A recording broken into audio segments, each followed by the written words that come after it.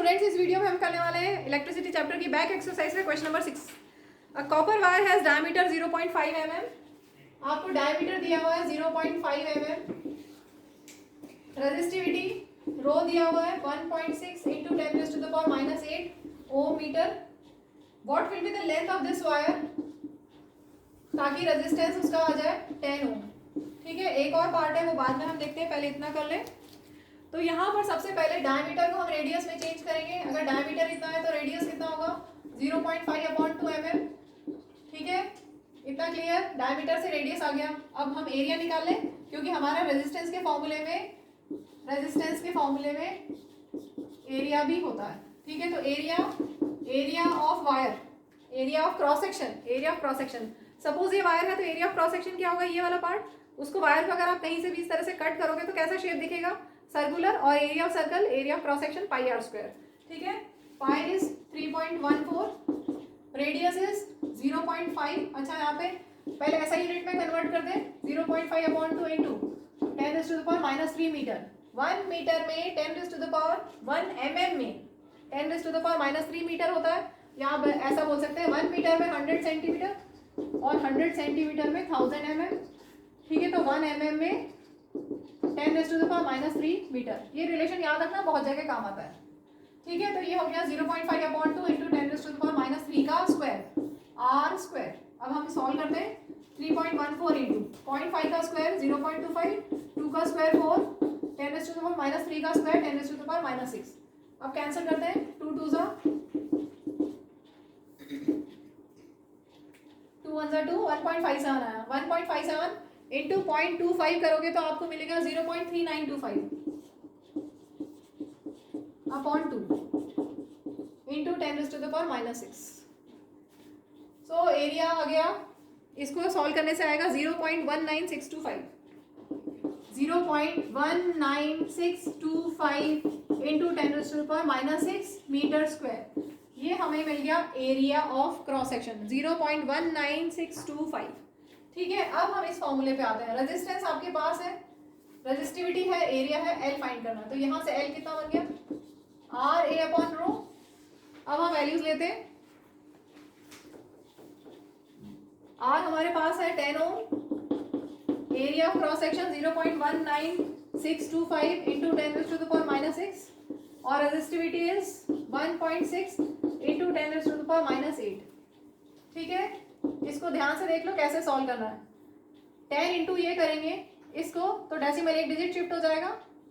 ठीक है, कितना हो गया 1.9625/1.6 और 10⁻, यहाँ पर -6 है और यहाँ -8। डिवीजन में क्या होता है, सब्ट्रैक्शन होता है। तो क्या होगा 10⁻6 माइनस ऑफ -8 मीन्स 10⁻6 प्लस 8, या बोल सकते हो 10⁻²। ठीक है, डायरेक्ट भी कर सकते हैं, साइन चेंज हो जाता है। अगर नीचे में -8 है तो ऊपर जाके +8 हो जाएगा। तो -6 पावर में +8, पावर में -6 + 8 दैट इज पावर 2। अब इनको अगर आप डिवाइड करेंगे तो आपको मिलेगा, यहाँ पर आंसर मिलेगा, कैंसिल करें क्योंकि कैलकुलेशन में भी बच्चों को दिक्कत होती है। तो इसको मैं पूरा सॉल्व कर देती हूँ। डिवीजन कहाँ करें, थोड़ा सा लेफ्ट साइड में करते हैं, मिटा देती हूँ मैं। चलो, इसको हम यहाँ से डेसिमल हटाते हैं। ये डेसिमल हटाएंगे तो आगे 1 2 3 4 1 2 3 4 4 0। इस डेसिमल का हटाओगे तो 1 0। ठीक है, क्लियर। 1 0 से 1 0 कैंसिल, बचा क्या 19625/16 इंटू कितने जीरो हैं, 3 0, तो 1000 और 10⁻²। ठीक है, अभी हम ऐसे ही रख रहे हैं इसको और मैं ये वाला सॉल्व कर रही हूँ। 19625 डिवाइडेड बाय 16, 16 1 जा 16। ठीक है, सॉल्व कर रहे हैं। 16 2 जा 32, ऊपर से 2 नोट डाउन किया। 16 2 जा 32, अभी 5 और है। 16 6 जा 96, फिर सबट्रैक्ट कर दें। अब इसके बाद कुछ नहीं है, मीन्स डेसिमल लगा के 0 लिखेंगे। 16 5 जा 80। ठीक है, और भी आगे आएगा, अभी इतना ही रखते हैं। 1226.5 1226.5/1000 इंटू 10⁻²। अब ये अपॉन में 1000 है तो डेसिमल 3 डिजिट शिफ्ट कर दें, 1 2 3, कितना हो गया 1 2 2 6, 1 2 2 6 5, डेसिमल कहाँ आया 1 2, यहाँ पर आ गया डेसिमल, अपॉन वाला हट गया, इंटू 10⁻², या 100। अब डेसिमल को इंटू 100 तो डेसिमल 2 डिजिट राइट में शिफ्ट हो जाएगा और ये आंसर आ गया। इसका अप्रॉक्सीमेटली 122.7 लिख सकते हैं। एंड ये फर्स्ट पार्ट हमारा हो गया, लेंथ इज 122.7 मीटर। आगे दिया हुआ है how much does the resistance change if the diameter is doubled. अगर हमने डायमीटर को डबल कर दिया तो क्या होगा? सबसे पहली बात तो रेडियस डबल हो जाएगी। अगर डायमीटर डबल किया तो रेडियस भी डबल हो जाएगी, ठीक है, क्योंकि diameter is equal to 2r। अगर रेडियस डबल हो गई तो एरिया क्या होगा? Area will become 4 times. क्यों होगा? क्योंकि एरिया होता है पाई आर स्क्वायर।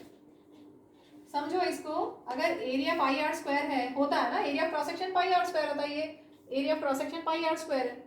तो रेडियस को डबल करोगे तो यहाँ 2r का स्क्वायर, 2r का स्क्वायर कितना हो जाएगा 4r square, means area will become 4 times. ठीक है, तो हमें ये मिल गया relation, area will become 4 times. अब क्वेश्चन में क्या पूछा है, रेजिस्टेंस में क्या चेंज आएगा। अब रेजिस्टेंस और एरिया का क्या रिलेशन है? रेजिस्टेंस और एरिया का क्या रिलेशन है? They are inversely proportional. ठीक है, तो R1/R2 को हम लिख सकते हैं A2/A1 लिख सकते हैं। अगर इनवर्सली प्रोपोर्शनल है, resistance is inversely proportional to area, तो R1/R2 इज A2/A1 रेसिप्रोकल करके लिख देते हैं। ठीक है, अब रेजिस्टेंस को इन्होंने बोला डबल कर दिया। पहले रेजिस्टेंस सपोज R था, अब रेजिस्टेंस 2R हो गया। तो नया एरिया कितना होगा वो हमें नहीं पता। पहले वाला नया एरिया 4 टाइम्स हो जाएगा, नया एरिया 4 टाइम्स हो जाएगा पहले वाले एरिया के। पहले वाला एरिया अगर A है तो नया एरिया कितना हो जाएगा 4 टाइम्स फ्रॉम दिस रिलेशन। इसको सॉल्व कर लो तो कितना आ जाएगा? कुछ गलत हो गया क्या इसमें? सॉरी, यहाँ पर रेजिस्टेंस तो हमें फाइंड ही करना है, रेजिस्टेंस हमें फाइंड करना है कि कितना होगा। तो ये R2 ही रहने देते हैं। ठीक है, नया रेजिस्टेंस कैसे चेंज होगा अगर डायमीटर को डबल किया है तो। ठीक है, तो ये A से A कैंसिल हो गया, तो रेजिस्टेंस R/R2 क्या रिलेशन आ गया is equal to 4/1। That means R/4 equal to R2/1। ठीक है, 4 और R2 की प्लेस एक्सचेंज की तो कितना हो गया? नया रेजिस्टेंस कितना हो गया? 1/4 टाइम्स। नया रेजिस्टेंस कितना हो गया? 1/4 टाइम्स। ये हमारा आंसर है, new resistance will become 1/4 times.